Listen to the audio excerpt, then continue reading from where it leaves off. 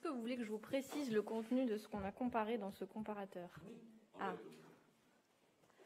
Bonjour à toutes et à tous. Donc Jean-Luc l'a dit, on a fait cet outil-là parce que ça nous paraît important d'essayer de remettre le débat sur le fond et sur les propositions des différents candidats ou des différents collectifs qui se sont constitués ces derniers temps et qui auraient des choses à dire pour l'échéance de 2022 et ce qui va intéresser les gens. On a fait ce comparatif pour éclairer ce débat-là et donner des billes aux gens que ça intéresse de savoir précisément comment on pourrait empoigner les différentes questions. On a comparé, à l'heure actuelle, on a comparé 12 documents qui sont de différentes natures par leurs émetteurs. Il y a des programmes de formation politique qui, comme nous, ont commencé le travail de réactualisation entre les différentes échéances présidentielles. Donc il y a une plateforme du Parti communiste français. Il y a les dernières propositions d'Arnaud Montebourg, celle de Monsieur Jadot, le manifeste du temps des communs. On s'est également intéressé aux propositions de La République En Marche qui sont parues cet été pour la seconde moitié du quinquennat et à celles des Républicains qui sont mises à jour assez régulièrement. La deuxième sorte de programme, c'est plutôt des plateformes de propositions d'associations et de syndicats. Et là, je pense par exemple au pacte du pouvoir de vivre ou à ce qu'ont proposé les associations qui étaient regroupées dans le collectif Plus Jamais Ça, au sortir de la crise, qui a fait des propositions. Et puis le dernier paquet, si je puis dire, c'est des propositions de collectifs qui veulent peser sur la suite du débat pour la prochaine présidentielle.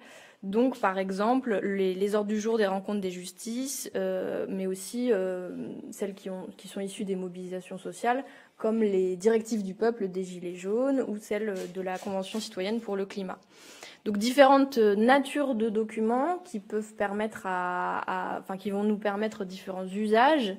Déjà d'illustrer de potentiels points d'accord et de désaccord pour les gens que ça intéressera, mais aussi, Jean-Luc le disait en introduction, de nous approprier et de faire nôtre certaines des excellentes idées qui sont contenues dans ces programmes. Par exemple, celle de Dominique Bourg et de Pablo Servigne, celle du collectif Plus Jamais Ça, qui sont extrêmement intéressantes. Et je vous donne, juste pour vous donner la nature des accords qui sont parfois subtils, mais qui peuvent être importants pour les gens. Par exemple, pour le passage à la 6e République, certaines formations, comme la nôtre, proposent le recours à une constituante, et donc l'association large des gens à l'élaboration de la nouvelle constitution. D'autres proposent un passage à la 6e République avec juste une réforme constitutionnelle. C'est une des différences.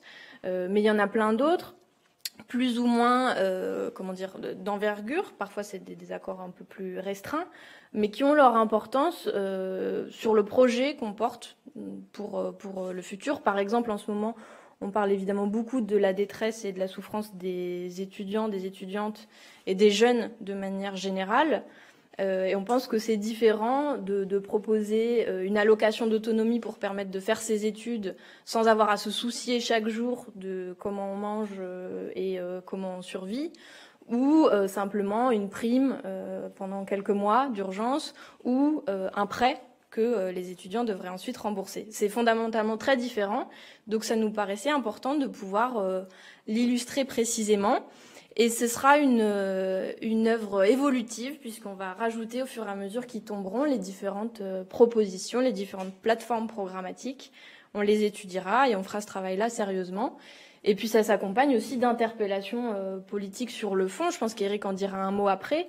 Mais vous le savez, on est en train d'écrire des revues sur différents thèmes. On en publiera 4 pendant les 6 mois à venir.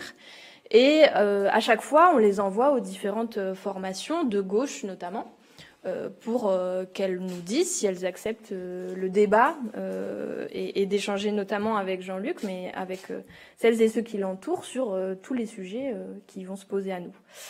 Voilà, quelques précisions, et si jamais vous avez des questions après, n'hésitez pas. Peut-être Éric ?